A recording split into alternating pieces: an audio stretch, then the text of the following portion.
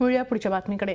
रविवारच्या पावसानं गोदा घाटाजवळच्या वाड्यातील पिंपळाचं झाड तुटलंय। ते छोट्याशा आधारावर लटकतंय। जोराचा वारा आला तर ते झाड 50 फुटांवरून खाली कोसळू शकतं आणि मोठी दुर्घटना होण्याची शक्यता आहे।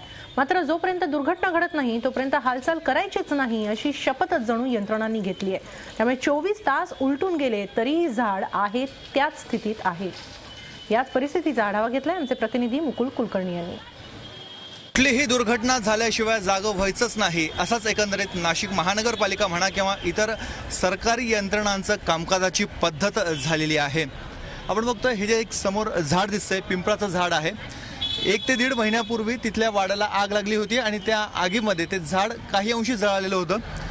काल परवाला जो वादळी वाऱ्यासह पाऊस झालेला आहे नाशिकमध्ये थोड्याफार प्रमाणामध्ये, त्या पावसामध्ये ते झाड पूर्णतः तुटून गेलेलं आहे। त्या खोडापासून झाड हे वेगळं झालेलं आहे। पिंपळाचं मोठं वृक्ष आहे, अधांतरी असं ते झाड आहे। कधीही थोडं जरी आता वारा आलं तरी ते झाड कोसळण्याची शक्यता आहे। ही जी इमारत आहे, हा जो वाडा आहे, याचा भाग याआधी अनेक वेळा पडलेला आहे। तेव्हा अग्निशमन दलाने थोडीफार कारवाई केली आणि जो पडका भाग होता तो उतरवून घेतलेला आहे। मात्र आता हे झाड गेल्या 2 दिवसापासून अशाच अवस्थेमध्ये आहे। मात्र प्रशासनाचं याकडे लक्ष गेलेलं नाहीये। इथून अधिकाऱ्यांचे दौरे होतात, लोकप्रतिनिधींचे दौरे होतात, पदाधिकाऱ्यांचे दौरे होतात, मात्र या धोकादायक झाडाकडे कोणाचंही लक्ष नाहीये।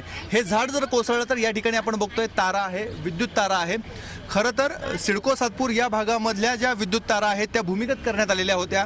या ठिकाणी साधू महंत येणार आहेत, लाखोच्या संख्येनं भाविक येणार आहेत, त्यामुळे इथल्या ज्या धोकेदायक तारा आहेत या भूमिगत करणं आवश्यक होतं। त्या तारा अद्याप भूमिगत करण्यात आलेले नाहीये।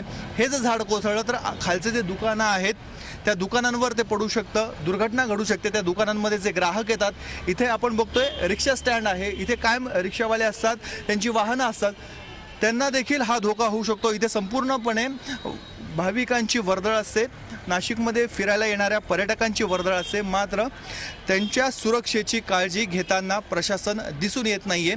जोपर्यंत ते झाड खाली पडणार नाही तोपर्यंत आम्ही जागा होणारच नाही, असंच एकंदरीत कामकाजाची पद्धत आहे। मात्र ही कामकाजाची पद्धत आता बदलणं खूपच गरजेचं आहे, कारण कुंभमेळा नाशिकमध्ये काही दिवसातच भरणार आहे। कुंभमेळा तोंडावर आहे। व्हिडिओ जर्नलिस्ट मंगेशसह मुकुल कुलकर्णी, झी मीडिया, नाशिक। झी 24 तास रहा एक पाऊल पुढे।